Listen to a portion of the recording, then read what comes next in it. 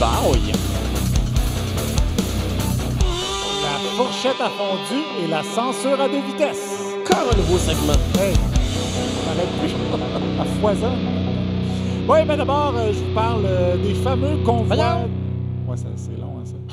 Les fameux convois de la liberté qui se sont transformés en barricades de la liberté. C'est quand qu'on arrête qui nous dit le petit recherchiste avec ses fautes de français. Allez-y. Convoi de la liberté, barricade de la liberté. Maintenant, les organisateurs sont dans des prisons de la liberté. En fait, ça, c'est à Ottawa parce qu'à Québec, c'est plutôt un festival de la liberté qu'on a organisé dans la joie et l'allégresse, même si l'un des organisateurs, le bien nommé... Rambo Gauthier? Non, Kevin. Non, mais là, on peut pas tout le temps vous savoir. dire. C'est un des trois Kevin. Il y a Kevin et Kevin. Vous aviez une chance, 3 chances sur 4 de l'avoir. Donc, Kevin Bilodeau, oui, même si notre Kevin avait un message à lancer au maire de Québec. On se fait dire des histoires sur notre Facebook, en Messenger. Venez le dénoncer. On va montrer à la fourchette à fondu qui dirige le petit maire de Québec, là, qui n'est pas d'accord avec ça. On va montrer des témoignages véridiques de qu'est-ce qui se passe en réalité au Québec. Oui, le maire Bruno Marchand, qui n'a pas trouvé ça super de se faire traiter de fourchette à fondu. Oui, c'est une lettre qui n'existe pas dans l'alphabet, ce que tu utilises. C'est nouveau. D'abord parce que il n'a jamais fait de web-série sur sa rupture amoureuse, mais aussi parce que c'est un petit peu gratuit, alors il a répliqué. Mais si jamais on tient à aller là, une fourchette à fondu, ça a des dents, c'est acéré. J'accepterai l'analogie parce que pour défendre la ville, pour défendre ma communauté, pour défendre les citoyens, je me gênerai jamais. Donc, dans tous les cas, on lui souhaite de ne pas échapper sa viande dans le bouillon si son voisin de gauche est anti-vax. Et on espère aussi que Kevin connaisse la définition des mots analogie et acéré. Ouais. À Ottawa, on était plus dans les bâtons que dans les fourrettes. En tout cas, c'est ce que Pierre Moreau, ancien ministre libéral, aurait aimé. C'est clair, Sébastien, là. C'est pas nous 5 qui allons déplacer les camions à Ottawa. Puis c'est pas le ministre Mendicino non plus, puis c'est pas M. Trudeau. C'est la police. Ça va finir avec des coups de bâton, c'est certain, mais le plus vite ils vont les donner, le plus vite les gens d'Ottawa vont les supporter. Donc lui, il y a eu l'expérience des carrés rouges, mais c'est pas pareil de fesser sur une étudiante en travail social que sur un camionneur de 300 livres potentiellement armé. Benoît Dutrisac à Cube Radio aurait sûrement opté lui aussi pour les bâtons parce qu'il trouve qu'on les haït pas assez, les occupants. Alors, on s'arrange pour que les enfants soient toujours à l'avant, qu'on les manipule, qu'on les utilise comme boucliers. C'est presque indécent.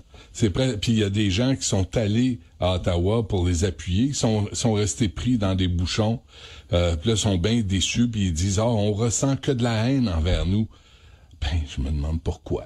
Tu sais, même la haine, je trouve que c'est pas assez fort. Oui, une coche au-dessus de la haine. Je ne sais pas c'est quoi, être plus haineux que la haine. Et pourtant, j'en ai reçu, moi, de la haine. Souvenez-vous qu'on m'a traité de Barbie et de Yves Poirier la semaine passée. Absolument. Et vous êtes le visage de quoi, déjà?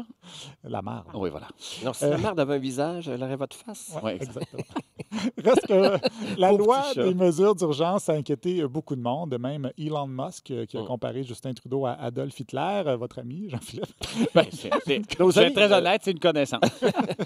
Une comparaison qui, comme une Tesla, ne tient pas très bien la route si on se fie à la nouvelle enquête de l'Agence américaine de sécurité routière. Mais heureusement, comme l'expliquait cette experte à RDI, cette loi est bien définie. Déjà, la semaine prochaine, on commence à l'amender. Si, par exemple, il n'y a plus de traces de manifestation, ça peut être aussitôt fait, aussi rapidement que ça?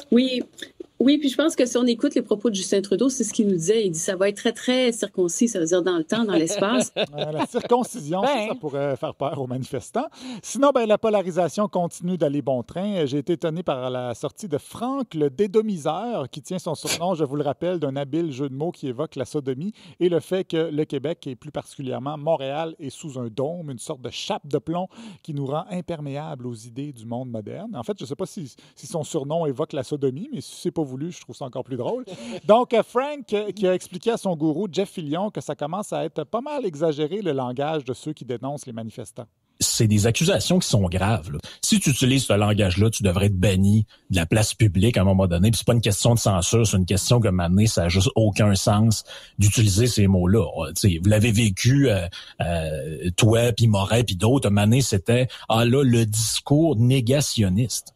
Hey, savez-vous ce que ça veut dire, ce mot-là? C'est une accusation très grave. Le négationnisme, c'est un mot que, si vous cherchez dans le dictionnaire, c'est utilisé pour les gens qui niaient l'Holocauste juif. Oui, le fameux Holocauste juif. Oui. C'est pas de la censure, dit-il, après s'être rendu compte qu'ils prônaient la censure. Ben oui, on a trouvé leur limite à la liberté d'expression. C'est quand ça n'a juste aucun sens. Merci, dédomiseur. En fait, selon lui, c'est de la faute à ceux qui ont traité Fillon et Moret de négationnistes de la COVID que les anti-mesures sanitaires ont répliqué. Puis qu'est-ce qu'on fait, les gens de l'autre côté? Ben, ils ont commencé à utiliser eux aussi ce langage-là. Passeport, nazitaire, tu sais, ce genre de truc-là. Mais ça, c'est des dérapages qu'on veut pas voir.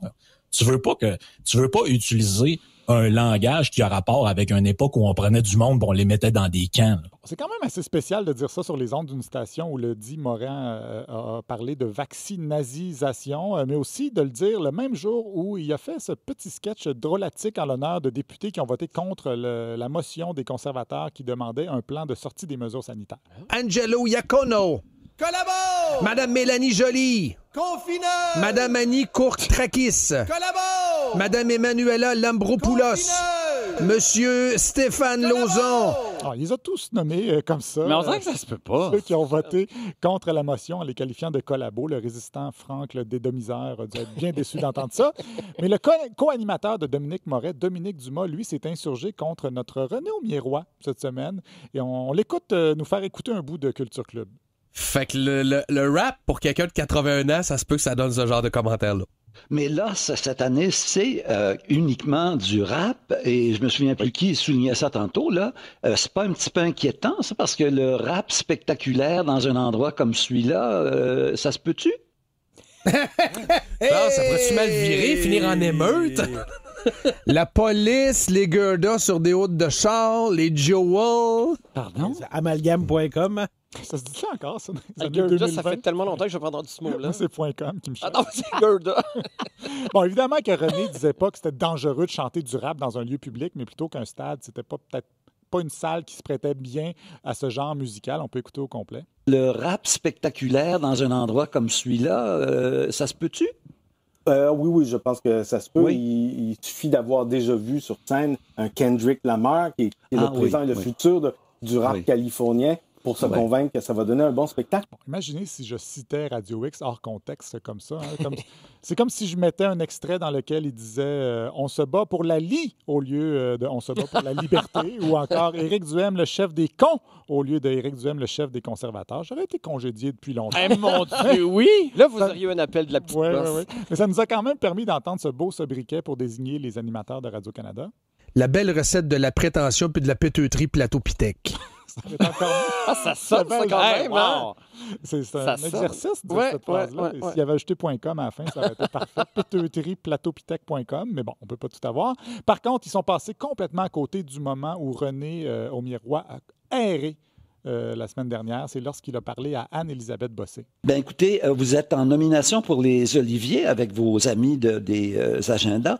Vous êtes en nomination 2 fois, je pense. Alors, je vais vous dire merde. Peut-être que René voulait faire de l'humour absurde, mais le gala des Oliviers qui aura lieu le 23 mars prochain pour tous ceux qui ne l'auraient pas encore noté à leur appendice. Oh, wow! Brillant.